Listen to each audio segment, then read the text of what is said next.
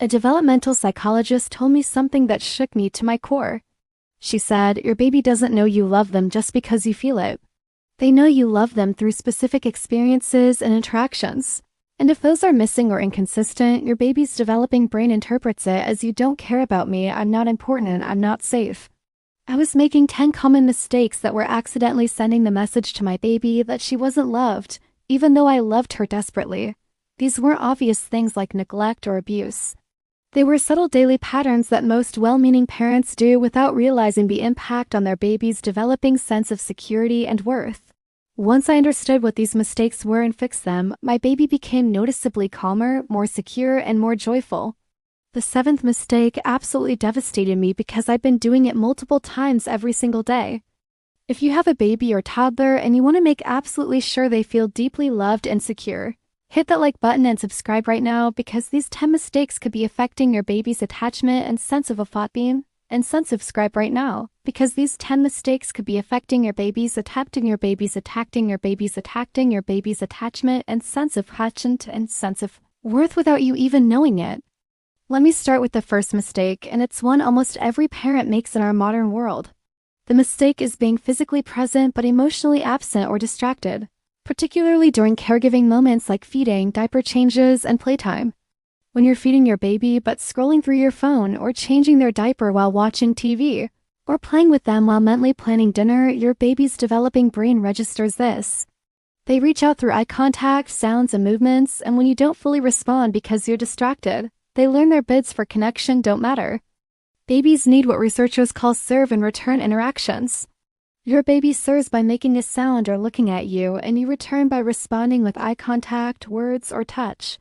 When serves go unreturned repeatedly because of distraction, babies can develop what's called the still face response, where they stop trying to engage because they've learned it doesn't work. This plants the early seeds of insecure attachment. I had to create phone-free zones during all caregiving and playtimes, and the difference in my baby's engagement and joy was immediate. The second mistake is not responding quickly or consistently to crying, especially in the first year. There's this pervasive myth that responding too quickly spoils babies or teaches them to manipulate. That's completely backwards according to attachment science. Babies cry because they need something: comfort, food, a diaper change, or reassurance. When their cries are met with quick, consistent responses, they learn the world is responsive and they matter. When cries are ignored or met with inconsistent responses, they learn their needs don't matter or can't be predicted, which creates anxiety and insecure attachment. I used to let my baby cry sometimes because I thought she needed to learn to self-soothe, but babies can't self-soothe. They need co-regulation from a caregiver first. When I started responding quickly and consistently, my baby's overall crying decreased because she felt secure that help would come. The third mistake is a lack of physical affection and touch. Babies are biologically wired to need touch for survival and development.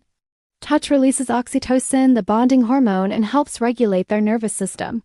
When parents are uncomfortable with physical affection, too busy to hold and cuddle, or believe in not spoiling by holding too much, babies miss this critical input that communicates love and safety. Research shows babies who receive abundant loving touch develop better emotional regulation, stronger immune systems, and more secure attachment. I made sure to incorporate lots of skin-to-skin contact, holding, cuddling, and gentle touch throughout the day. This wasn't just meeting a physical need. It was communicating love in the language babies understand. The fourth mistake is showing visible frustration, anger, or rejection toward your baby's needs or emotions. When a baby cries and you respond with an exasperated sigh, visible irritation, or harsh tone, they pick up on that emotional message. When they're fussy and you're clearly annoyed, when they won't sleep and you're visibly frustrated, they're learning their needs are a burden and you don't want to deal with them. I had to work hard on managing my own emotional reactions, especially during exhausting moments. Babies don't cry to annoy you. They cry because something is wrong and they need help. When I started approaching crying and fussiness with compassion instead of frustration, staying calm even when exhausted, my baby seemed more settled because she felt my emotional acceptance.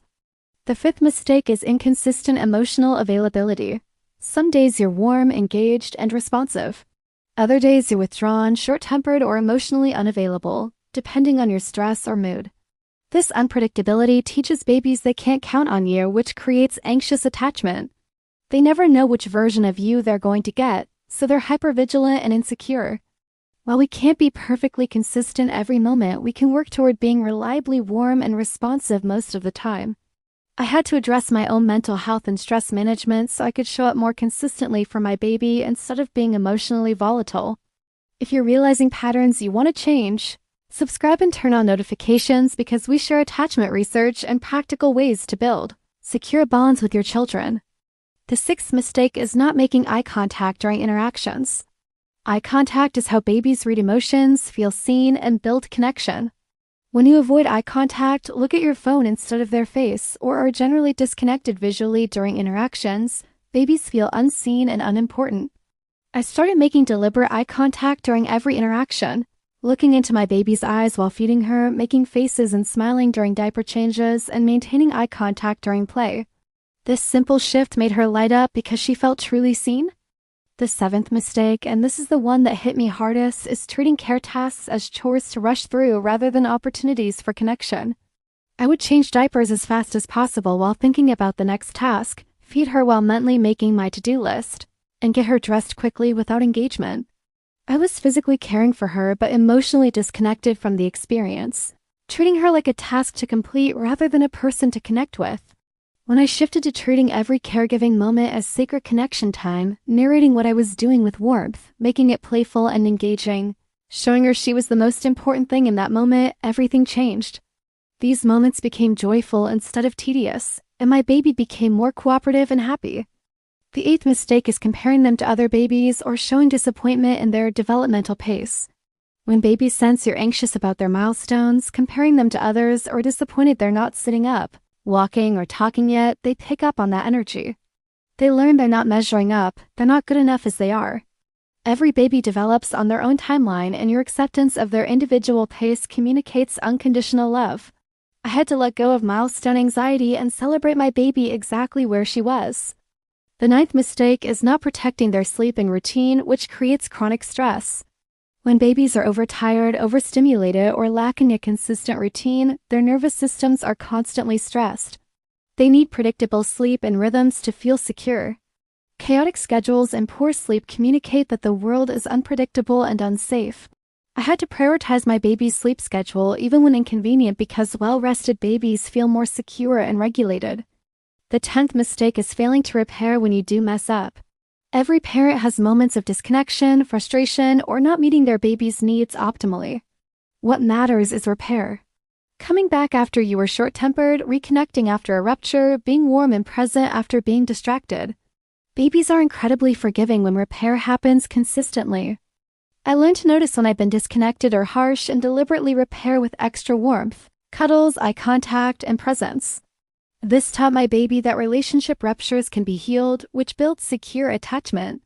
Comment below honestly, which of these mistakes have you been making? Remember, awareness without shame is how we grow as parents. These 10 mistakes aren't about being a bad parent. They're about understanding how babies experience and interpret love. To a baby, love isn't a feeling you have.